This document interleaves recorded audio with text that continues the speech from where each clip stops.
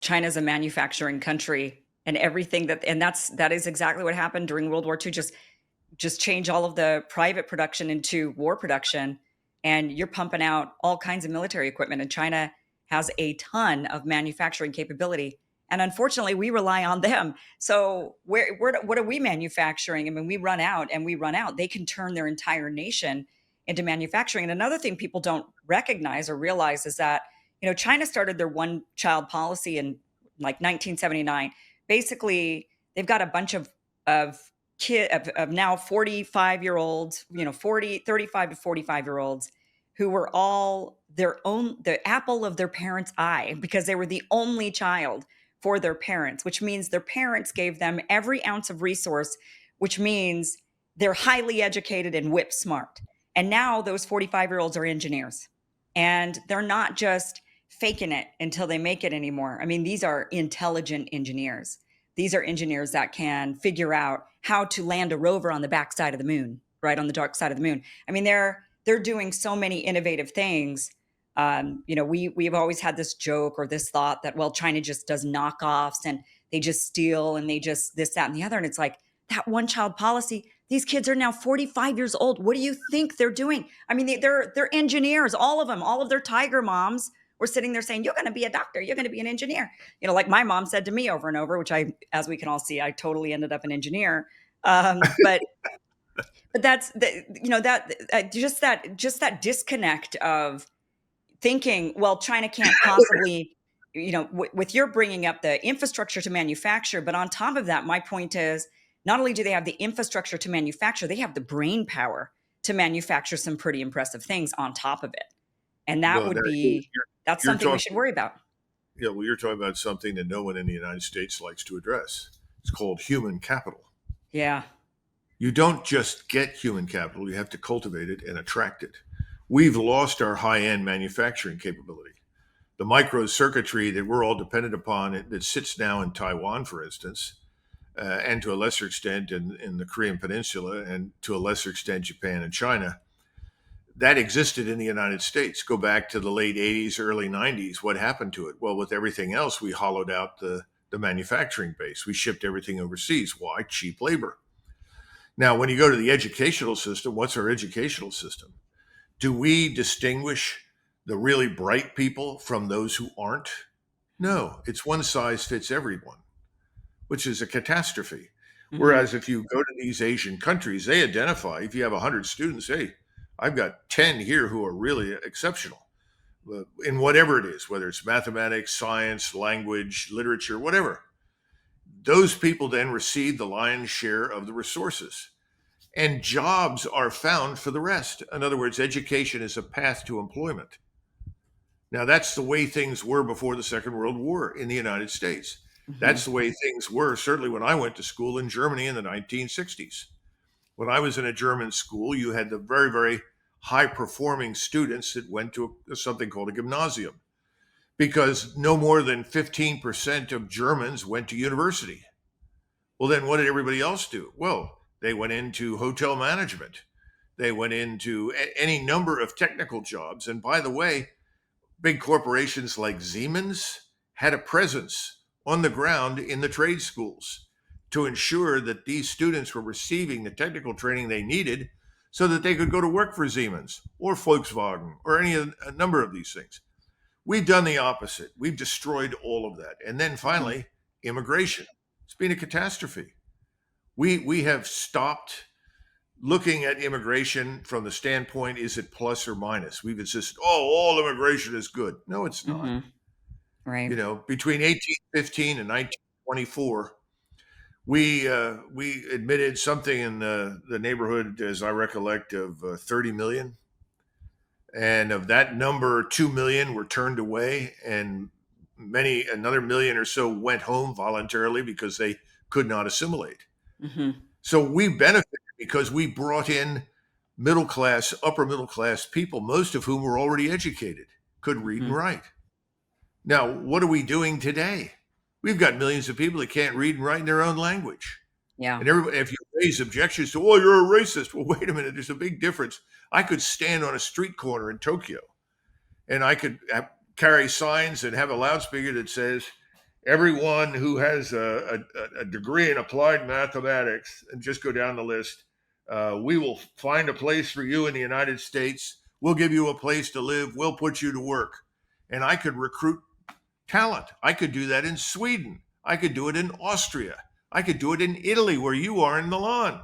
We Hmm. would get great people. Now, do they all have to become Americans? That's their choice, but they could come legally. We could put them to work, and if they liked it here and they adopted our way of life and our culture, then they could become Americans.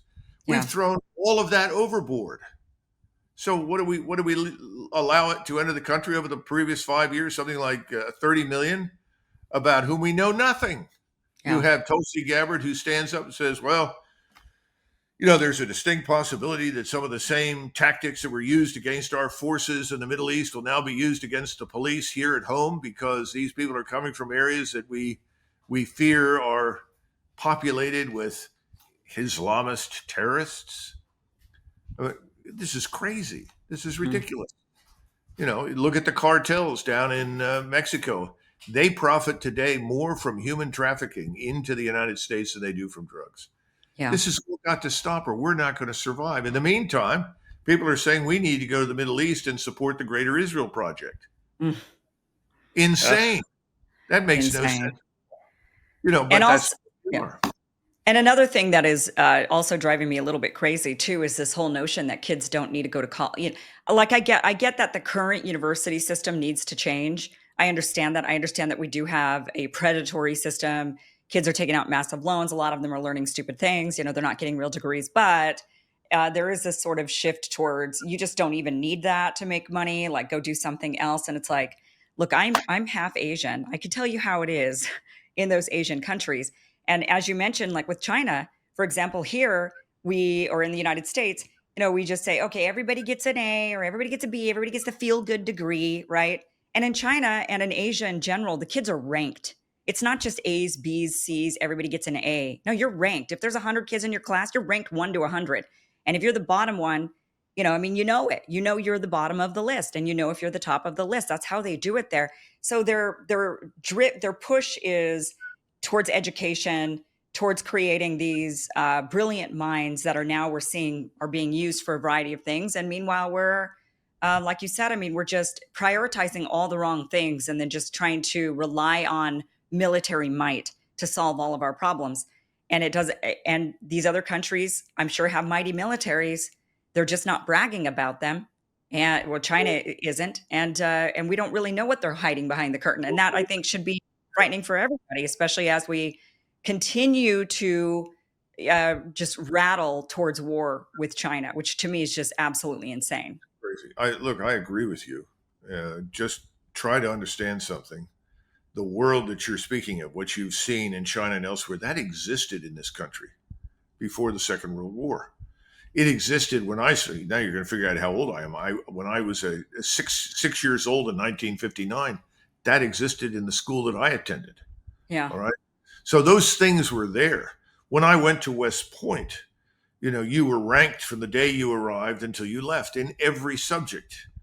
We started out with 1,390. We graduated 835. Hmm. And I remember I was told that the General Accounting Office was furious because they said they're losing money on the military academy because we're not graduating enough people. Wrong answer. We probably could have benefited from losing another 100, to be blunt with you. You want the best for your money, right? I do. Yeah. And so what are you doing? I remember standing in line. They used to post all the grades by name publicly. So if you ended up at the bottom or the top, it was free for everybody to see. And I remember standing next to some young man in my class, and we were all standing at attention rigidly because we were plebes and you had to walk at attention and everything. And all of a sudden he relaxed and he turned around and he said, "Hey, Doug, it's great knowing you." He failed. He failed in one course in math. He was gone. Mm. There was no summer school. Do you understand? Yeah. Now we've changed all of that. West Point is now a college where boys and girls go to school together. This is nuts. Hmm. Are you turning out razors that are going to be professional soldiers or what? No, we're not. What's the mission? The mission of the academy used to be to provide officers for the regular army, professional soldiers for the regular army. Now it is to provide leaders for the nation. What the hell is that? Is that what you're paying your taxes for? Come on. This is all crazy, but it's a cultural disaster that has metastasized and produced exactly what you're saying. So Mhm. in Asia, where you have a stable culture, you have a civilization that's existed for thousands of years, they've always had exams to go into anything of importance. Mhm. You know, people that deal with the Chinese tell me the most intelligent and impressive people that they've run into in any negotiation, business, diplomacy, anything else, they're Chinese. These people are highly prepared, very educated, very focused. They know what they're there to do, and so forth. The Japanese are very good. Now, the good news for us is the Chinese are not aggressive militarily. And historically, their performance in military affairs has been poor. Mhm. If I took you and juxtaposed the Japanese armed forces with the Chinese armed forces, you'd look at the Japanese and say, oh my God, they're excellent. They're Yeah. superb because that's what they have always been. Also So, ruthless. yeah, Japanese are but also ruthless. you want to win a war, you want to fight, that's what you want. All I'm trying to say is that the Chinese, you need to understand them in the context of their history and civilization. Don't attack these people. It's Yeah. stupid. Well, there will be no war with them unless we start it. We need to understand that and stop the nonsense. And people say, well, the Chinese, they own agricultural land. Right now, they own less than 1% of Mhm. the agricultural land in the United States. Now, I'm one of these guys who would pass a bill that would prohibit foreign ownership of minerals, mineral rights, mining, agricultural production. I would absolutely not. I would Yeah. not permit that. We need to do that. You don't go to war with somebody over Right. this nonsense. You don't like fentanyl. The Chinese are making fentanyl. First of all, organized crime in China is enormous. Corruption in that country is beyond belief. Xi has to execute 20 or 30 people every month who are at the top of the structures in that country to try and hold corruption in check. That's always been a problem for China. It's been its big Achilles heel. When the Japanese landed in Shanghai in 1937, before they went in, they cut a deal with the Shanghai banks. And the Shanghai banks say, we won't interfere with you, don't interfere with us. So there was no interference with the banking system whatsoever in Shanghai until 1942 when the war was going badly and suddenly they had to make changes. I'm trying to get something across to people. We don't have to go to war with China. You Mhm. do have to control your borders. You do have to control immigration. If you don't like Chinese scientists and engineers in your laboratories, get them out. But Mhm. don't go to war over this nonsense. That's ridiculous. So it's a strange phenomenon. I think China has become the sort of comfortable scapegoat. Well, everything wrong right now is China. It goes back to China. How many times have you heard Trump stand up there and go, China, China? Come on, give me a break. You know, this is annoying. There are ways to secure our interests right here at home. That's where we should focus and stop focusing on bombing people overseas. Yeah. And the same thing is true for Russia. It's a different country with a different culture and a different history, but there's no reason to go to war with these people. There hasn't been for a very long time, nor will there be in the future if we're smart. But we're not very smart right now. But again, you got to go back to the American people. The Bombs Away Club is very popular. Yeah. They Well, and it think seems like we're that smart. club, they're getting what they want with the Israel Gaza, with Israel bombing everybody into oblivion and committing a genocide. I mean, that's where they're, I think, getting their kicks, I suppose. Well, I think you've got to distinguish between Americans who pay no attention to what the news says from the few that do. And admittedly, we have people who are very devout Christians who've decided that if Israel needs to exterminate or drive out 2 or 3 million people, that's justified on the Mm. basis of some biblical interpretation. I don't agree with that, but they feel that way. As for the rest of it, a lot of people just they're not interested, and we have to understand something. It's not unique to us. Most people, most of the time, historically, have not acted in any particular way until they were touched by the problem financial, external enemy, social, whatever. Then you get action. But until people feel the pain, so to say, not much is going to happen. And that's why these people in Washington have gotten away with so much for so many decades. Colonel Macgregor, thank you so much for being here and giving us your insight. I wish that this was quite an agenda. You didn't warn me about this one. Sorry about that.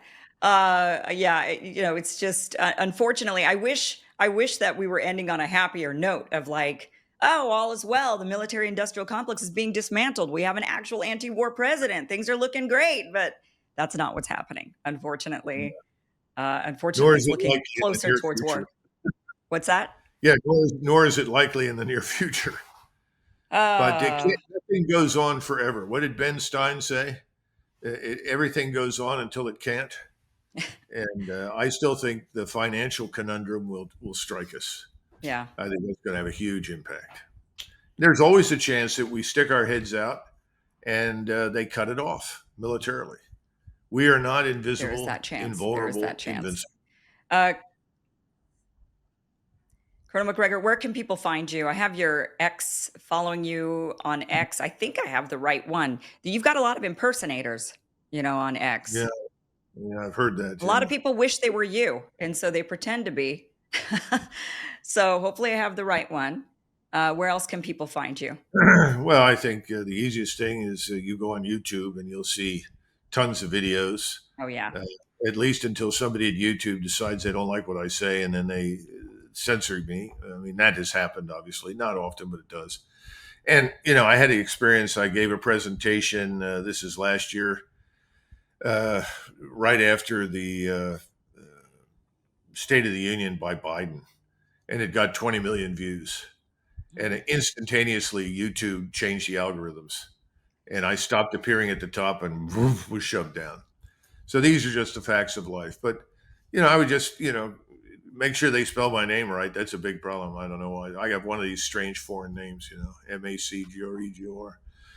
And well, because I think they're like MC, Mick or Matt, there's a few different ways to maybe spell it. But we have the right one down below in the description in case people. So, they won't have any trouble finding me. And, we'll see what happens next. But thanks so much for bringing me on, Kim. I really appreciate it. It's nice to see you again and see that you're thriving in Italy.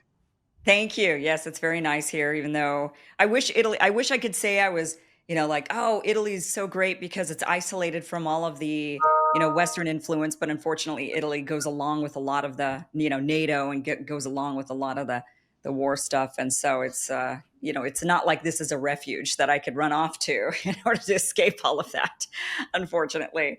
But it is what it is. Thank you again for being here. Really appreciate it. Sure. Nice to see you. Bye-bye.